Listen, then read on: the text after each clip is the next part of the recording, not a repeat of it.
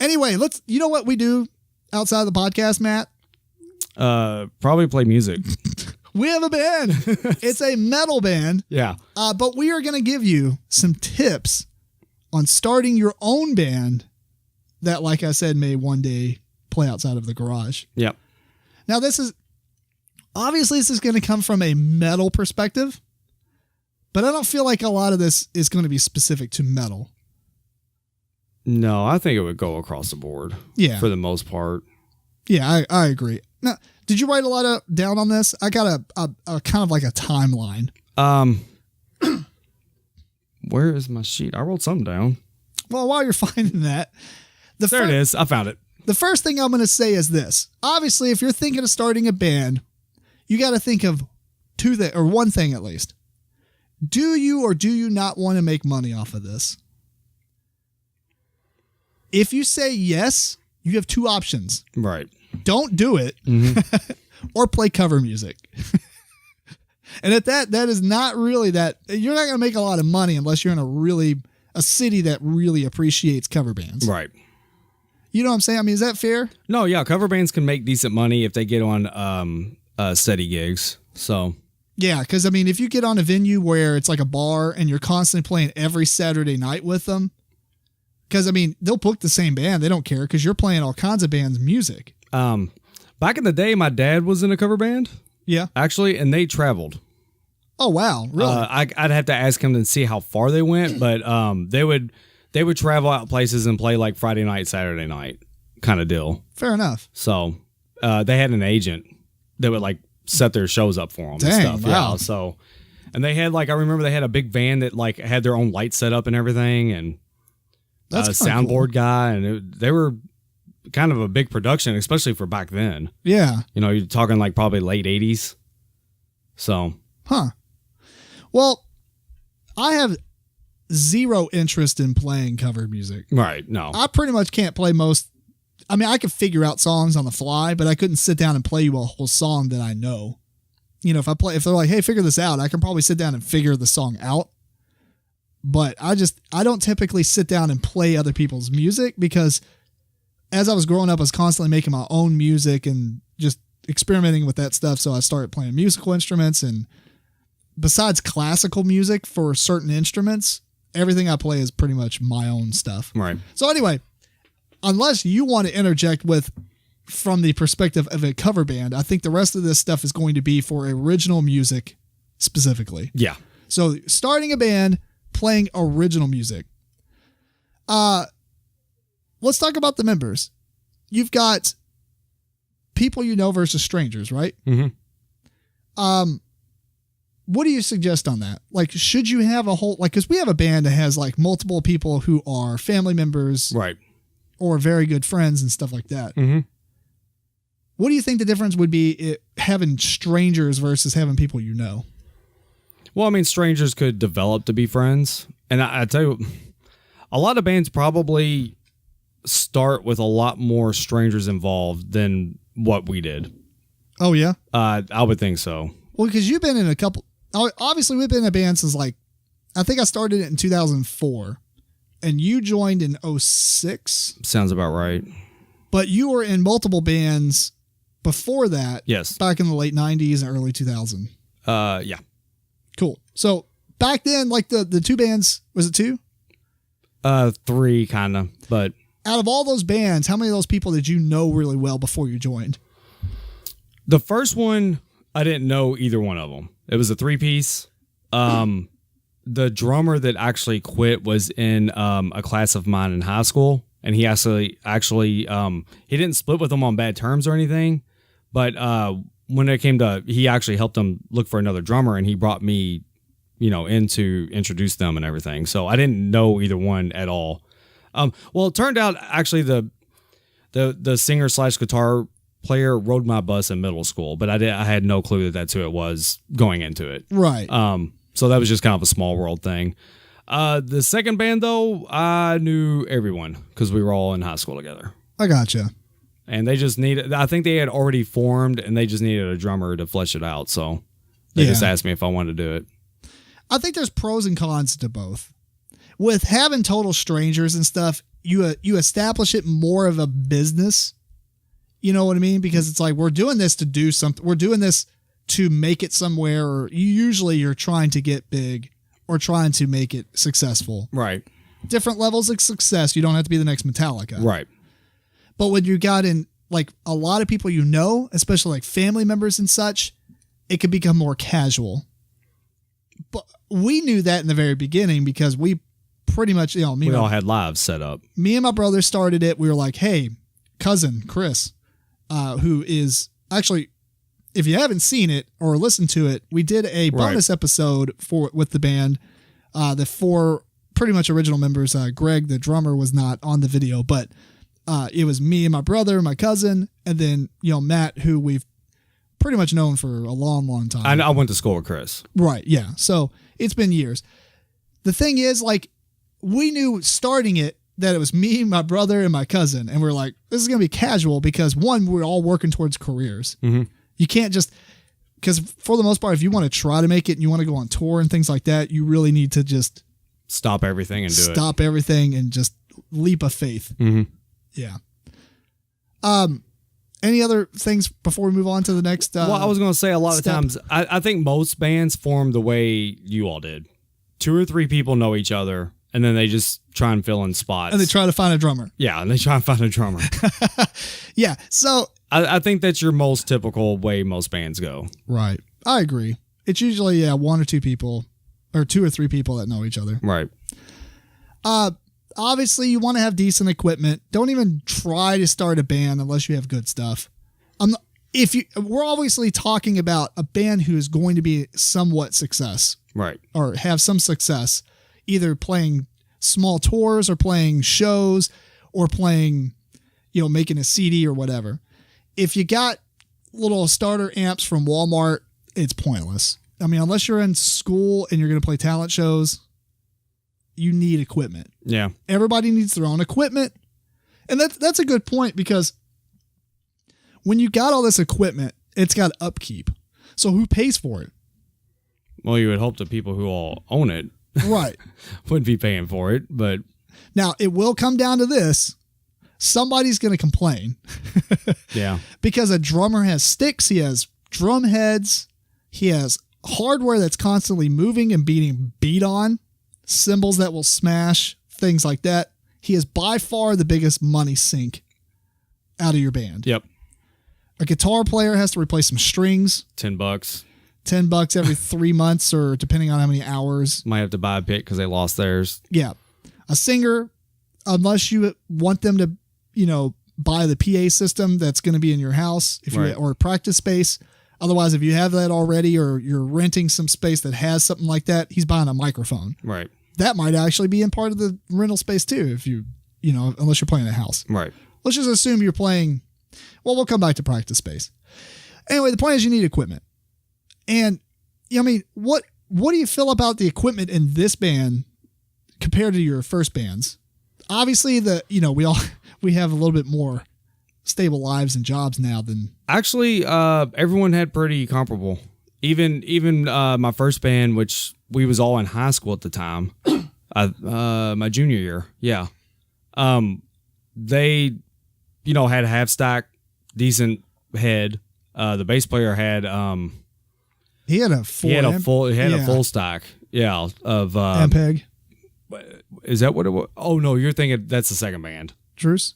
Yeah. Okay, gotcha. Yeah, first band. He I don't know what brand it was, but it was like, it was red and it was cushiony on the outside. I can't remember what brand it was, but he had a big old. It was all on wheels and everything. It wasn't that hard to transport around, but it was just a big rig, gotcha. Especially for being a little 3-piece band like we were. And second band, yeah, Doug had the Ampeg that had 812s in, or 810s. It's something stupid. Yeah, it was really heavy and it was ridiculous. It's like you need 3 people to carry it downstairs, or 4 people, but only 2 people can ever carry it downstairs. Right. I was one of those. I was one of the ones that could get it up and down the steps. And then everybody else, though, they had, a half stack head kind of thing. Yeah. So you're going to need it in order to play venues. Because that's the other thing. I mean, depending on the venues, usually there's music halls that you'll play at. that are specifically designed for shows. You could probably get away a little bit more with having like a smaller amplifier. Right. Because they're going to microphone everything that you have and play it through the PA system. But if you want to go play at some kind of like YMCA that just happens to have shows randomly and they have like, they rent crappy PAs for this stuff they or whatever. Just have a PA for vocals. Yeah, they got a PA for vocals. They're not going to mic your drums or mic your cabinets and things like that. It does help to have good equipment. You don't have to have great equipment. You just have to have passable stuff. Right. Because it does make a difference. Let's talk about this. Delegating positions for the band. Because I feel like a lot of bands don't do this the way we do it, and I feel like it helps a lot. For instance, you need somebody who's going to be quote unquote the band manager. Right. Did you all do that back in the day? I mean, there was a lot of years of difference, you know, because obviously back then, you're 18, 19. Yeah, no, I think we all kind of just did whatever. I don't think there was anyone, you know, specific did anything. Think it would have helped out more? No, because it was a little bit different era back then. You didn't have all the emails flying around. It was kind of like, oh, that's true. It was kind of like, if you wanted to try and get a show with someone, maybe we all would just split up and try and hit up people we knew. Yeah, call around. Yeah, call them up, see what's going on, or you know whatever. So a little bit different time, I think, back then. So that might have been why we didn't really need it. Fair enough. I feel like we have a band manager. We appointed one of the members of the band, and he is pretty much the point of contact for promoters. Mm-hmm. If you're not familiar with how this works, promoters buy talent from, well, sometimes. If they're a bigger promoter, they're going to buy talent. So if they want Drowning Pool, why not just go with them? Yeah. And they want them or even going more obscure and say August Burns Red or whoever. Right. They want to buy a band to come to Louisville, Kentucky to play a show. He's going to pay their management or booking agency money to get them to put that location on their tour. That's how tours are formed. Unless you're a very small band and you're doing your own tour, then you basically set up your own stuff you're calling out. But booking agencies will reach out to talent buyers through cities and say, we want to come through this city. Who wants to buy us? And it might go into a bid process. They could have reached out to them individually, whatever. Somebody is paying them money or making some kind of contract where they get money at the end of the show or up front and the rest later to play that show. Right. The point that I was trying to make is totally out of my mind now. I was going to say, did we forget? Yeah. Band manager. Oh, band manager. So yeah, you want somebody to be in contact with that person because right now it's so easy to send a text message. If you got 5 people in your band texting the promoter, he's probably going to get annoyed. He's going to get very annoyed. Yeah. So back then, like you said, years ago, it was a little different because technology wasn't as prevalent. Now it's very prevalent with text messages, phone calls, emails, even tweets, direct messages, etc. Right. Facebook is a big thing. Mm-hmm. MySpace used to be the big thing for bands. Now it's just all moved to Facebook. Facebook is massive as far as, you know, networking. Mm-hmm. Twitter is obviously massive for networking and getting followed by porn stars. But, you know, so knowing how that works really helps out to your advantage. You also, you know, just because you want to play shows doesn't mean you want to play a show every weekend with your original content in your city. You will burn people out. I mean, unless you just are massive and there's a demand for it, people don't want to see your name all the time. Right. You want to it's really fortunate that we have like a tri-state area because we could pretty much go to 3 different states really fast. But in some places where you're like in the middle of Idaho, I don't know how well you're going to do first off. Right. If you're in Phoenix, Arizona, you probably already know all this and you're laughing at our stupid comments because, man, they're booming. Anyway, any other tips so far? I've got some more stuff, but as far as timeline, I'm kind of building it up. No, you're good. Going from designing, you know, getting the people together to what you want to expect. Are you going to go more on members or was you done with members at all? We can talk about members. What do you mean? I was going to say, if anything, we were guilty of this at one point. Don't settle. Oh yeah, for people it's going to be in your band. Yeah, find auditions are a thing. Yeah, try someone out, make sure they're the right fit, they play the style of music that you want, or at least can adapt somewhat. Another big important thing, I think, we never had this problem, but you obviously want to make sure they fit your personalities, in the sense of, if you have offensive humor, maybe they are offensive also. You don't want to bring in someone that's PC and then start, just saying whatever around them, because they're probably not going to stick around very long. That's a good point. Do they do drugs? And I'm not saying that it's bad or good if they do drugs, but if you don't do them, you probably don't want someone coming to the band practice stoned all the time or drunk or whatever. Funny story about that is that right before you were in it, the singer we had, right, he sat down, he opened up his thing and started shooting up. Oh, wow. I was like, what is going on? He had diabetes, but I was not familiar with diabetes very much and what they do and how they treat it. And then I thought this guy was shooting up heroin right in front of me. Right. I was like, whoa. Yeah. And I mean, and some bands are fine with getting together and slamming, 12 packs of beers. That's their thing. But I think you got to be kind of on the same page with all that kind of stuff. I do want to say that a lot of bands will drink, right? I mean, depending on, unless you're a Christian band or something like that. Right. Or if you're straight edge or whatever. But a lot of bands are going to chuck down some beers, even on stage. Don't. And that's the best advice I can give you. I mean, if you are that nervous to where you have to get drunk in order to play in front of people, find another way. Unless you are absolutely functional drunk with your instrument, you are going to sound terrible. Yeah. You are not going to sound, that is not your A game. You might have your B- game, but your B- game is not going to grab the audience like your A game is. Right. So just don't do it. I mean, I see a lot of bands get up there and start chucking down beers and stuff, and they just act like idiots. They don't even know they're doing it. Right. I mean, because they're probably not recording that show. A lot of bands don't record their shows to watch later and critique themselves. Right. We kind of did that, but we do a lot of performing on stage. So we want to move around and stuff like that. We've always been complimented that, well, I don't really like your music because you're way heavy, you're screaming, stuff like that. But man, you guys move around. You're very fun to watch, if anything. Fun to watch, very energetic. We try to do like one-arm cartwheels, and jumping off walls and stuff like that. It's pretty crazy. So that's some suggestions there.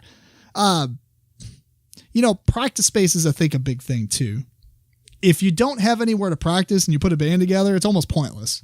So find a space. Some tips are, we've been very fortunate that we've always had some house of a band member that we can play at, but know your noise ordinances. Right.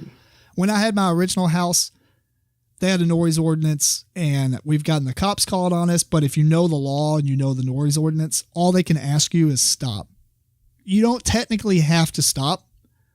You know what I mean? Right. Like if the noise ordinance is at 9 p.m. and it's at 7 o'clock and people are complaining, they really can't do a whole lot about it. Right. So know the laws in your area and your noise ordinances and things like that, or rent out spaces that are common. You'd be surprised in certain cities, they actually have places that people rent out specifically for band practice. Storage facilities, renting out a storage locker. Not a small locker, but obviously something big enough where you can store your equipment, right, set up and play. Obviously make sure from them that it's okay for you to do that, but that's an option as well. So practice space. Let's go to tips on first shows, Matt. How would you go about getting your first show? Obviously networking is important. Networking. Yeah. You might get lucky and get approached in a sense, but obviously you had to be getting your name out there in a way, in some form or fashion, or just get in touch with a promoter, or if you know someone else that has a band, maybe you can get together with some other bands and rent a space. I think that's a big thing. That's probably the best way to do a first show. Find another band that you can tag along with, like a sister band that you can play shows together with and stuff, and share audiences and stuff with. So last thing I must say is what you should do with the money that you get. So hookers and blow, obviously. Yes. Yes. No. All right. So here's the thing. I feel like this is where bands end up falling apart. because they start off, they want to do this. They got these ambitions. They think they're going to make tons of money. Go back to my very first thing. If you're going to think you're going to make tons of money, you're not. Right. You're not going to make a lot of money. You got to think of these things. Your band needs to make it to that show. How are you going to get there? Where's your trailer? It's a lot of crap to haul. Mm-hmm. What are you going to, who's paying that gas? Who's paying the maintenance fees on that vehicle? You know, a guitar player only replaces strings, but if a drummer breaks a cymbal mid show and is like, well, we can't play another show until I get another cymbal because I have to have that one. Right. Who's going to buy that? You know, he was going ham on the cymbal. It's kind of maybe his fault, but at the same time, that stuff breaks down. Right. So the money that you make from a show, what are you going to typically, at least with the promoters we work with, you sell your own tickets. You get so many tickets, you make a percentage of each ticket. Right. So you're guaranteed the money usually. You know how much you're going to make for a show. Mm-hmm. And then if you got merchandise. So what would you do? I mean, with the money you get from shows, well, I guess I know what you do because you do the same thing we do with the band. Yeah. We have a band fund. The band fund, at one point we were contributing to, like everybody was putting $10 in each month kind of thing. That paid for gas and paid for rental. At one point we had our own trailer, but we got rid of it because we weren't playing as many shows. So we were like, well, we'll just, you rent a U-Haul. It's actually way cheaper. So stuff like that. You put the money back into the band. Don't take that money. I'll tell you one thing that bands do all the time that I'm like, they buy tons of pizza and beer. Mm-hmm. That's stupid, honestly. I mean, if you're going to do that, but put the money that you made from the show back into the band and then spend your personal income on those things. Well, I mean, you do want to run it somewhat like a business, and that's what businesses do. Yes. You reinvest into yourself. So there's going to be expenses that come up that you're just going to need money for. And I guess if you want to buy pizza and beer, that's fine. But then when you need to rent a trailer. Yeah, who's going to fork out that money? Who's putting the money up for it? Right. And then everybody's going to argue, well, you paid for it, or I paid for it last time. Stuff like that. So, or you want to have the one guy that just doesn't contribute at all. So it's easier just to let the band kind of fund itself. Exactly. And have somebody in charge of that money that you trust. Mm-hmm. Because it's got to stay somewhere. It's got to stay safe. When you're at a show and you've got a merch table and you got people buying shirts and CDs and stuff, you've got to keep that in one spot. You can't just constantly take money out to pay for whatever. Inventory it. Make sure you know what your money's spent on. Right. Run it like a business. Mm-hmm. You don't have to go completely crazy and be a CPA with it, but at the same time, you need to know where your funds are being spent. Right. Anyway, any other tips? I don't know if it's a thing anymore, but I know obviously with Facebook and everything, everyone, they get a show just starting out. They're probably going to just put it on Facebook and stuff like that. Well, that's only going to reach your friends. I don't know if this is too old school or not, but I've always been a big fan of flyers in hands. I don't know if people still do that or not, but go to a show. Go to a show that's... Make sure the promoter in the venue is okay with you doing this. Yes. Hand out flyers. Mm-hmm. To people walking in. And you probably want to make sure that the show you're going to is somewhat on the same page of what you're going to be playing to. Yeah, exactly. You don't want to be going to a country bar and slapping down some, crazy death metal tickets. Right. One thing we didn't talk about earlier on is with members, where to find them. And online is obviously a big thing now, but you can also go to local music shops, local music venues. They have boards that you can put flyers up on with thumbtacks, things like that. Mm-hmm. So anyway, I think that if you have any questions or if you like this segment, let us know. It's really good to have people tell us what they want to hear. I mean, we like to talk about all kinds of stuff. Obviously, It's a board game, video game, music, and nerd culture podcast. We have lots of content that we can talk about. We just kind of pick what we want at the time. So if you got anything else, if you want to know any specific tips on starting a band, or, if you're in a band and you want to have some suggestions on how to make your band better or whatever, let us know. And, we'll talk about it. Mm-hmm. Even if we just send you an email specifically. I mean, we don't, if you don't want us to talk about it, we won't talk about it. But right. There's always that. So